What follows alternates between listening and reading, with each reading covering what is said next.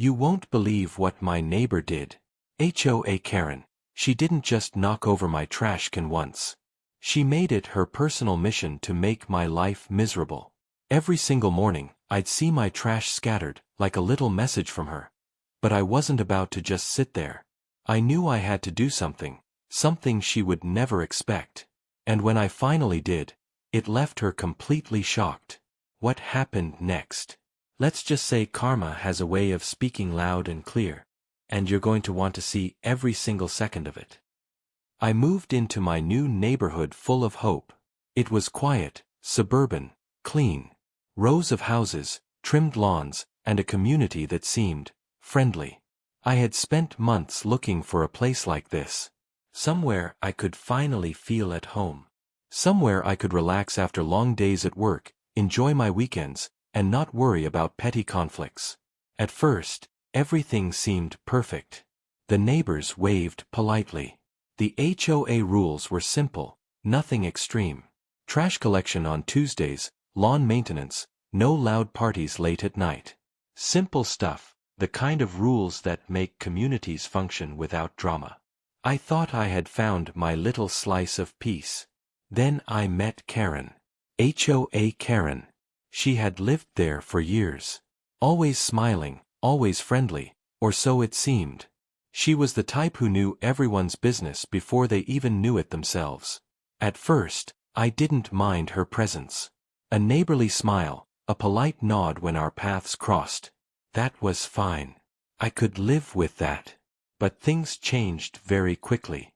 The first incident was small. My trash can had been knocked over. At first, I assumed it was the wind. Or maybe my dog had been too close. I didn't think much of it. But then it happened again. And again. Always at night. Always when I was sure no one was watching. My neatly lined up trash, dumped across the driveway, papers scattered, stinking food cans rolling down the street. It was infuriating. I started watching. I stayed up some nights to see if I could catch whoever was doing it. And then I saw her. Karen. Smug, careful, pretending to water her plants or chat with another neighbor. But the moment I wasn't looking, she'd walk over and knock my trash can down like it was a game. A small act, but every single time, it felt like she was sending a message. I can make your life miserable, and there's nothing you can do. At first, I tried to ignore it. I thought, maybe if I don't react, she'll get bored. I tried to keep my trash hidden, tied down, heavier than usual. I even put it behind the garage one day. She still found a way. It was exhausting. My mornings started with dread, wondering what she had done now. Then came the passive-aggressive notes. On my door, stuck to my mailbox, even left on my windshield. Please follow HOA rules. Trash cans belong to your property, not the street. Try to be a better neighbor. Always signed with her name, or sometimes just your friendly HOA member. Friendly. It felt more like a threat. I started feeling trapped. Every time I stepped outside, I felt watched. Every knock on my door, my heart jumped. The neighborhood I had dreamed about suddenly felt like a minefield. And what was worse, it seemed no one else noticed. Everyone else smiled and waved, going about their lives. I was the only one stuck in this invisible battle. I tried talking to the HOA board, carefully, calmly. Someone has been knocking over my trash cans, I said. I think it's intentional. They looked at me with polite skepticism. Are you sure, Mahad? It could be wind. Or maybe animals. Their words were meant to reassure, but they made me feel like I was imagining things. They weren't going to help. And neither were the neighbors. That's when the idea started forming. If Karen thought she could intimidate me, if she thought I'd quietly let her ruin my mornings, she had another thing coming. I wasn't going to escalate things violently or break any laws. But I was going to show her that her little games had consequences. I started planning. Quietly. Slowly. I didn't want her to suspect a thing. I watched her routines, when she left for work, when she watered her plants, when she ran errands. I noted how she acted, how she laughed with other neighbors, how she waved her little "I own this street" gestures at everyone. Every detail mattered. I even measured the space beside my driveway. Thought about what kind of trash can would survive her attacks. It had to be sturdy. It had to be smart. Something that would frustrate her, something she wouldn't see coming. Something that would make her realize that messing with me wasn't a game anymore. I also started documenting everything. Photos of my trash knocked over, notes left by her, the exact times and dates. It wasn't just for me. If the HOA tried to blame me, I would have proof. If Karen escalated, I would have evidence. I felt like I was preparing for a chess game, and Karen had already moved the first few pieces. But there was also anger. Real, simmering anger. Not just at the knocked-over trash, but at the arrogance.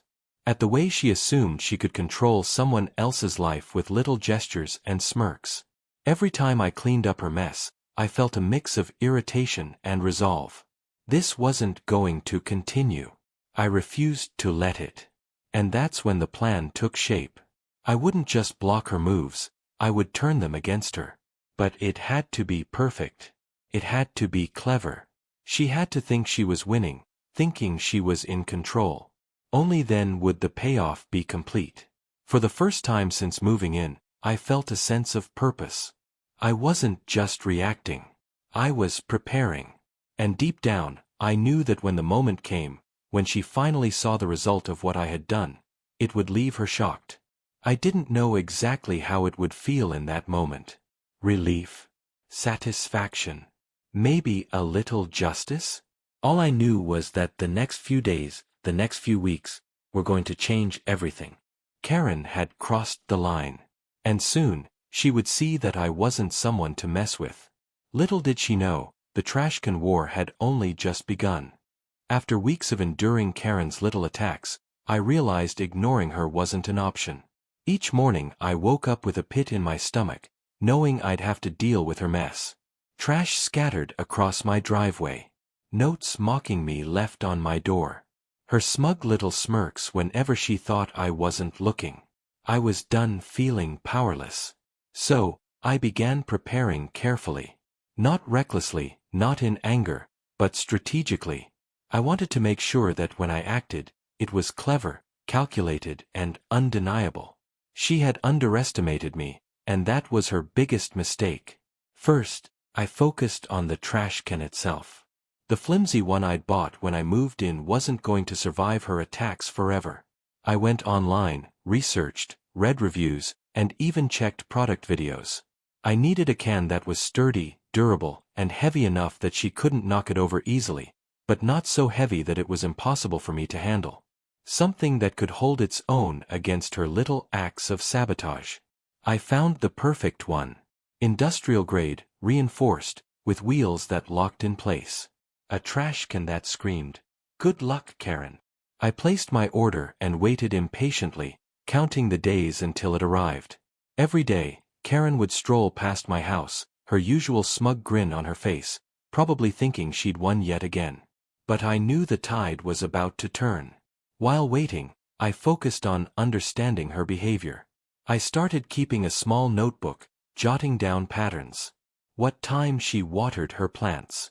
When she left for errands. The moments she strolled by, pretending to chat with neighbors but actually watching my every move. I noticed she liked mornings, the quiet, early hours when everyone was still inside. That's when she was most likely to act. I even noted the angle at which she approached my trash can when knocking it over. Every little detail mattered. Then came the psychological part. I realized that Karen's attacks were more than just physical, they were about power. She wanted to feel control over me, over my property, over the small piece I had tried to build. So, if I wanted her to be genuinely shocked, I needed to hit back in a way that challenged that control. It wasn't just about preventing her from knocking over trash, it was about turning the tables in a subtle, undeniable way. I started small. One morning, I moved the trash can slightly farther from the street and placed it in a spot where she couldn't see it from her usual vantage point. The next day, it was untouched. She was confused. The day after, I locked the wheels on the can. Another morning, safe. Little victories, but they felt good. I could almost see her frustration building through her subtle expressions as she tried to figure out why her usual tactic wasn't working. Meanwhile, I had to maintain appearances. I couldn't let Karen suspect that I was aware, or worse, plotting something. I smiled, waved, chatted casually whenever I saw her. Polite, neighborly. No hint of the storm brewing behind my calm demeanor. That was crucial. If she suspected I had a plan, it would ruin the effect. She needed to think she was still in control. I also took extra steps to make sure my evidence was solid. I installed a small, discreet security camera near my driveway. Not a flashy one, something subtle that wouldn't draw attention. It recorded every time Karen approached my property. At first, it felt strange to have this little silent observer, but soon I was grateful. The footage gave me undeniable proof of her actions. There was no denying it anymore. No more excuses, no more "maybe it was the wind" from the HOA or other neighbors. I even started documenting the emotional impact. I wrote in a journal every time I cleaned up her mess, every note left by her, every time I felt that mix of frustration and helplessness. It wasn't just about the trash anymore. It was about reclaiming my sense of safety, my space, my dignity. I wanted Karen to realize that her attempts at intimidation wouldn't work on me. And more importantly, when the time came, she would see that I had been silently planning all along. Then, one afternoon, the final piece arrived, the trash can I had ordered. It was perfect. Heavy, reinforced, practical, but with a twist. I had added a small, clever modification. Something Karen would never expect.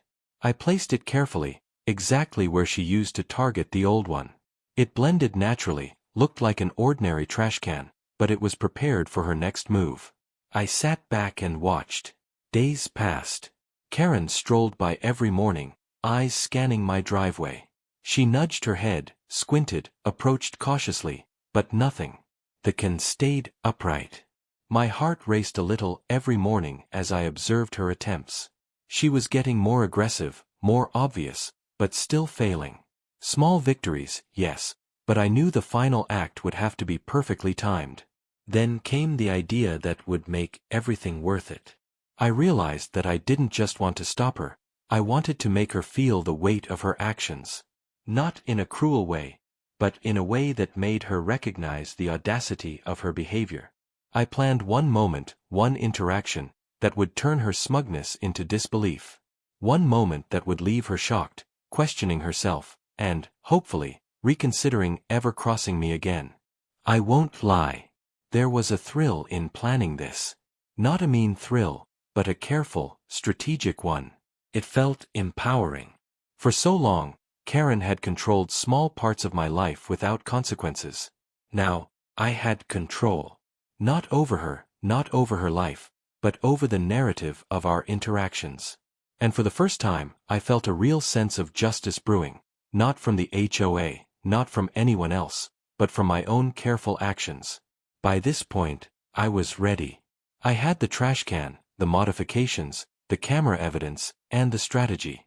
I had spent weeks observing, noting patterns, learning her habits. The setup was perfect. The timing, flawless. And deep down, I knew that when it happened, the shock on her face would be priceless. I could almost picture it. Her confident, smug grin slowly fading. Her eyes widening in disbelief. The realization that she had underestimated me. Not once, not twice, but all along. That day wasn't here yet. But it was close. Closer than ever before. And every day, as I waited and watched, the tension grew. I had become patient, careful, strategic, and more importantly, calm. Because the moment would come when Karen would finally see the consequences of her actions. And when that happened, I knew it would be satisfying in a way that felt right. The neighborhood, which had once felt like a place of dread, now felt like a stage. And the scene was set. All that remained was the performance, and Karen was about to get a front row seat. The days that followed felt strange. Not bad, just different. For the first time since moving into the neighborhood, I woke up without instantly feeling stressed. No scattered trash. No ripped bags. No mocking little notes taped to my door.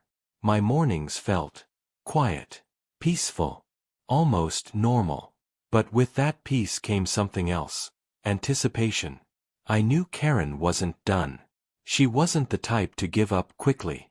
Someone like her didn't just stop when she didn't get her way. No, she pushed harder. And I could sense it coming. I kept observing her from a distance. Every morning, she slowed down in front of my driveway more than she used to. She glanced at the new trash can with narrowed eyes. She walked around it sometimes, pretending to be checking her mailbox or adjusting her garden flag. But I could tell she was confused. Something about the situation didn't fit her expectations. For a while, that confusion seemed to frustrate her more than anything. And I saw it in her face. The slight tightening of her jaw, the subtle twitch in her smile. She wasn't used to losing. Not even in small, petty ways. A week passed. Then, another. Still no incidents. That alone should have made me feel victorious. But deep down, I knew Karen was only regrouping. She was studying the scene the same way I had studied her. People like Karen don't back down, they escalate. And I was right. It happened on a Thursday morning. I was inside, near the window, grabbing my morning coffee before heading to work. I had the perfect angle to see the driveway without being noticed. As usual, Karen came walking down the sidewalk. But this time, she wasn't pretending to water plants or chat with neighbors. She walked with purpose, determination, like she had made up her mind about something. She stopped right in front of my house. Looked left. Looked right. No one around. No cars passing. No neighbors outside. Then she moved toward the trash can. I felt my heartbeat pick up, but I stayed still, watching. She approached slowly, almost cautiously. She touched the handle, pulled slightly, then tugged harder. I could see the confusion all over her face. The wheels were locked. The can wasn't budging. She tried again. Harder. Nothing. Frustrated, she stepped back and kicked the bottom corner. But the can didn't even wobble. That reinforced frame was doing exactly what it was meant to do. And then something happened that made the entire situation shift. Karen looked straight at my house. Not around it. Not near it. Directly at my window. Like she sensed she wasn't alone. Like she knew someone was watching. I froze. For a moment, it felt like she was staring straight into my eyes. Her expression wasn't her usual fake politeness.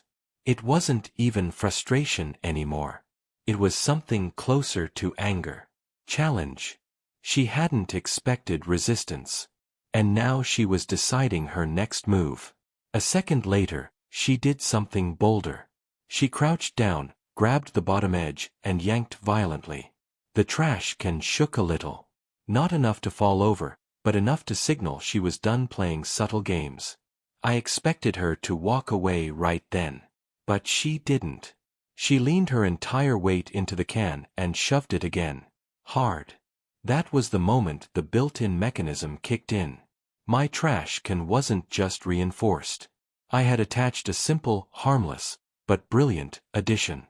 A tiny pressure-activated alarm. Nothing loud enough to disturb the whole neighborhood. Just loud enough to startle someone messing with it. Loud enough to make them jump. Loud enough to be undeniably heard. When she shoved the can that second time, the alarm chirped, sharp, quick, unexpected. Karen stumbled backward. Her eyes widened. She looked around as if she had triggered something dangerous. I could see her chest rise quickly from the sudden shock. Then, the worst thing that could happen to someone like her happened. Two of the neighbors, an older couple walking their dog, turned the corner and saw her standing right next to my trash can with that alarm chirping again. She froze. Then pasted on the fakest smile I had ever seen, nervously waving at them like she had been doing nothing wrong. But the look they gave her said it all. Confusion. Suspicion. For the first time, someone else saw her near my trash can. And she knew it. She backed away quickly, almost tripping over the curb, and hurried back to her house. The moment she disappeared inside, I finally exhaled. My hands were shaking, not out of fear, but out of adrenaline. After all these weeks, things were shifting. It didn't take long for the next part. 30 minutes later, there was a knock on my door. A firm one. Not hesitant. Not polite. I didn't even have to look through the peephole to know who it was. I knew the rhythm of that knock. I had heard it on my door enough times. Karen stood there, hands on her hips, face stiff, trying to hide her embarrassment behind a layer of fake confidence. "Good morning," she said sharply. I kept my voice steady. "Morning. I noticed," she started, clearing her throat nervously. "Your trash can made a sound earlier." Translation: I got caught. "Yes," I replied calmly. "It's a security alarm. Helps with raccoons." Her face twitched. Just a little. "Oh. I didn't know you had raccoon problems." I smiled slightly. "I haven't. Not since installing it." The message was clear, but polite. Enough to let her know I knew. Without accusing her. Without mentioning the footage. Without saying a single direct word. The silence stretched between us. She didn't like it. She wasn't in control of this conversation. Finally she said, "Well, just be careful with those alarms. They can scare people." "Only people who try to move the trash can," I replied gently. Her jaw tightened. She forced another smile and walked away, muttering something under her breath. I closed the door slowly, breathing in the moment. That was the first time she hadn't gotten the last word. The first time she looked unsure. The first time her confidence cracked. But the tension wasn't gone. Not yet. That small incident didn't stop her, it only pushed her further. The next few days, she acted different. Watchful. Quiet. Studying me the same way she studied the trash can. She waved at neighbors but kept glancing at my driveway. She walked slower past my house. She lingered longer outside. Something had shifted inside her. It was no longer about knocking over a trash can. It was about what she thought I was planning next. Her imagination was working harder than any revenge I could have dreamed of. And she didn't like not knowing. But she had no idea. Part 4 would change everything. By the time Part 4 begins, the tension in the neighborhood had reached a breaking point, but only I knew just how much. Karen was no longer the confident, smug HOA queen strolling past my house as if she owned the street. No, she was cautious, tense, a little jittery, like she was constantly waiting for the next trap. And in a way, she was. The days after the trash can alarm incident were almost comical, if they weren't so satisfying. Karen walked slowly past my driveway, pausing multiple times, checking every corner, every angle. She peered into my yard as if expecting some hidden device behind the bushes, some trap waiting to spring. But everything looked normal. The sun gleamed off the clean concrete. My trash can stood upright and silent, as if nothing had ever happened. She didn't know it yet, but I had more in store. I had spent weeks planning the final act. Not something reckless. Not something that would get me in trouble. I wanted her to feel shocked, embarrassed, and most importantly, realize she couldn't intimidate me anymore. It had to be clever. It had to be subtle. And it had to be undeniable. I started with timing. Karen had routines, patterns, habits. She watered her plants at the same time every morning. She jogged every other evening around the neighborhood. I knew her daily schedule better than she did herself. The perfect moment would be when she thought she was alone, confident, untouchable. That's when the payoff had to happen. Then came the psychological element. Karen thrived on control. She liked to see others react to her actions. So, my plan wasn't just physical, it was mental. I wanted her to question herself, her behavior, even her perception of reality. Every move I made from here on out had to amplify that uncertainty. The next morning, everything aligned. The sun was low in the sky. Birds chirped. Neighborhood kids rode their bikes. Karen appeared in her usual smug stride, hair perfectly combed, sunglasses perched on her nose, coffee cup in hand. She paused at the edge of my driveway, looking at my trash can, no doubt thinking she had the upper hand. I stayed inside, calm, watching. She approached it cautiously, lightly tapping the lid with her fingers. Nothing happened. She lifted it slightly, still nothing. Then, just as she thought it was safe, I triggered the hidden mechanism I had installed earlier. It wasn't dangerous. It wasn't loud enough to wake the whole street. But it was loud enough to startle someone standing right next to it. A sudden, sharp pop. A small puff of harmless powder sprayed lightly around the lid, like a cloud of confetti mixed with dust. Karen screamed. Not a polite scream. A real one. Her coffee cup jolted, tilting, spilling a little. Her sunglasses slipped. Her hands flailed, trying to shield herself. She stumbled backward, tripping slightly over the curb. For a moment, time seemed to freeze. Neighbors turned to see what had happened. A couple walking their dogs stopped mid-step. A man jogging waved his arms, confused. Kids on bikes skidded to a stop. And there she was, Karen, frozen, covered in a harmless cloud of white powder, looking utterly shocked and disoriented. I couldn't help but smile quietly from inside. Every week of her bullying, every note, every knocked-over trash can, every petty little attack, it all led to this moment. The look on her face was priceless. And the neighborhood saw it, too. For the first time, Karen wasn't in control. She looked around, trying to regain composure. But the eyes of the community were on her. Whispers started. Neighbors exchanged glances. A few chuckled quietly. I could see her mind racing, trying to figure out what had just happened. And she didn't know. She had no clue. She had underestimated me. After a few seconds, she stepped back inside her house, trying to clean herself off and save face. But the damage was done. The shift had happened.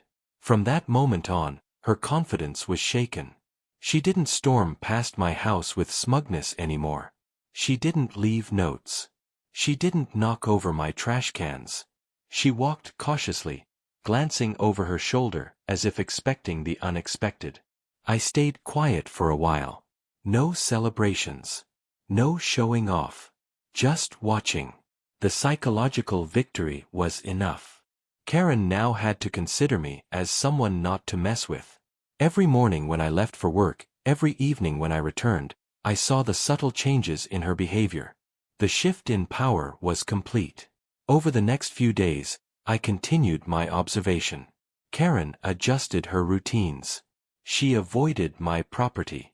She smiled politely, but there was tension in her body language that hadn't been there before.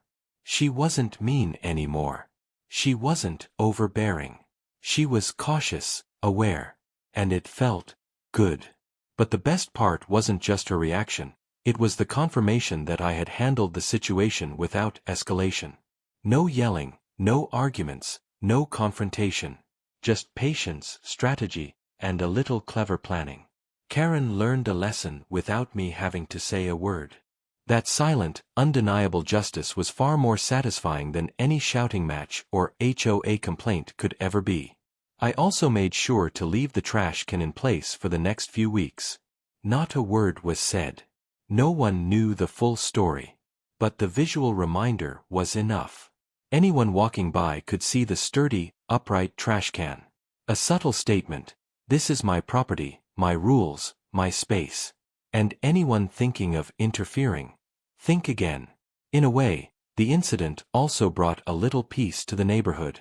Karen wasn't bullying other neighbors anymore.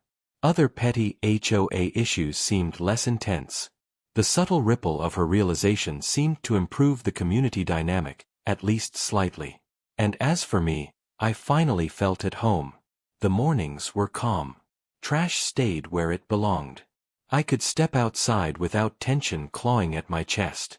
The neighborhood felt like the safe, quiet place I had imagined when I first moved in. But I'll admit, every time I see her glance nervously at my trash can now, I smile quietly. It's a reminder that even the smallest acts of persistence, observation, and clever planning can change a dynamic entirely. Karen crossed the line, and I made sure she knew the consequences. Not with violence, not with anger, but with patience, strategy, and a little creativity. That's the thing about revenge done right. It doesn't need to be loud or destructive. It just needs to be smart, deliberate, and undeniable. The satisfaction comes not from chaos but from watching someone learn a lesson they won't forget. And Karen. She won't forget. Not now. Not ever. Every time she walks past my house, she remembers. And I feel that quiet satisfaction every day. The lesson was learned. The line was drawn. And I finally have the peace I deserve. The trash can war is over, but the memory, the strategy, the victory, that stays with me. Every small victory builds confidence. Every clever move proves that patience and observation can achieve justice in ways confrontation never could. And in the quiet of my driveway, as the sun sets, I sometimes glance at that trash can, standing tall, upright, flawless, and smile. Because this wasn't just about trash. It was about reclaiming my space, my peace, my dignity. And in that, I won far more than a simple neighborhood battle. The weeks after the final trash can incident were quiet, almost surreal. The tension that had gripped the neighborhood for months seemed to dissolve, replaced by a calm I hadn't felt in a long time. For the first time since moving in, I could enjoy my mornings without anxiety. No scattered trash. No angry notes. No smug looks from Karen. Karen herself changed. The confidence that had once dominated her every move softened, replaced with caution. She still waved at neighbors and attended HOA meetings, but there was a subtle restraint in her behavior. Every interaction with her now carried an unspoken acknowledgement: I wasn't someone to mess with. That quiet shift was worth more than any confrontation or argument could ever have been. I took a moment to reflect on everything that had happened. At first, it seemed like a simple, small conflict, a neighbor knocking over a trash can. But it wasn't just that. It was about respect, boundaries, and dignity. It was about standing up for myself without escalating into hostility. Every step I had taken, observing her behavior, documenting incidents, preparing a clever plan, was a lesson in patience and strategy. Looking back, I realized how easy it would have been to respond angrily. To yell, to confront, to call the HOA repeatedly in frustration. But those actions rarely lead to lasting change.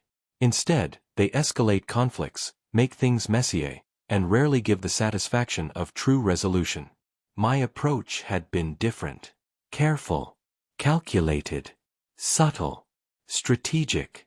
It wasn't about revenge in the destructive sense. It was about reclaiming my space and teaching a lesson without causing chaos. The way Karen reacted the first time the final act played out was unforgettable. The shock on her face. The hesitation. The realization that she had been outsmarted. I watched silently from my window, feeling a mix of relief, satisfaction, and almost pride. I hadn't intended to humiliate her, but sometimes justice naturally carries that weight. Even after the incident, I noticed small changes. Neighbors seemed more at ease. The petty complaints I had overheard before, from other small issues like lawn encroachments or misplaced trash bins, seemed to diminish. Karen's dominance over the neighborhood dynamic had faded. A subtle shift in power had taken place, and the entire street benefited from it. I also found personal growth through this experience. I realized how much energy I had wasted worrying about someone else's petty actions. By channeling that energy into observation, planning, and strategic thinking, I felt more in control of my life. The situation taught me that patience, intelligence, and calm determination can overcome intimidation and restore balance without creating unnecessary conflict. One morning, weeks later, I noticed Karen walking past my house as usual. She glanced at the trash can, paused briefly, and then continued on her way, smiling politely but cautiously. I smiled back, a quiet acknowledgement passing between us. We didn't speak about the past. We didn't need to. The lesson had been learned, silently but unmistakably. It was more than a personal victory. It was a statement about boundaries, respect, and standing up for oneself. Small actions can make a big difference. A single act of clever strategy can shift dynamics and restore peace. And in my case, a trash can, a seemingly trivial object, became a symbol of that victory. I also thought about how easy it is to underestimate someone else. Karen had assumed she had complete control, that she could intimidate and manipulate without consequences. She never imagined I would plan, observe, and prepare so carefully. That realization made me reflect on the importance of foresight and patience in everyday life. Not every battle needs to be fought immediately. Sometimes, waiting, watching, and planning is the most powerful strategy. Of course, the story didn't just end with victory. There were moments of reflection and self-doubt along the way. I questioned whether I was overreacting, whether I had taken the conflict too far, whether I should have involved the HOA earlier. But in the end, the approach I chose felt right. It was measured, thoughtful, and ultimately effective. And the results spoke for themselves. Even now, I occasionally share the story with close friends or family. They laugh at the dramatic description of the trash can incident, but they also understand the underlying message. Standing up for yourself doesn't require confrontation or anger. Sometimes it requires cleverness, observation, and timing. And when you do it right, the results can be surprisingly satisfying. Looking back, I realized that the conflict with Karen was more than just a neighborhood feud. It was a personal lesson in resilience, strategy, and confidence. It reminded me that life is full of small challenges, and how we respond to them defines our peace and dignity. And perhaps the most important lesson? Respect goes both ways. Karen learned it, albeit in an unexpected and subtle way. I learned it, too, from her persistence, her audacity, and the small but significant challenge she posed. In the end, it wasn't about winning against someone else. It was about asserting my own boundaries and finding my own peace. Sometimes, the smallest victories are the most meaningful. A trash can that stands upright. A neighbor who finally respects your space. A quiet street free from unnecessary tension.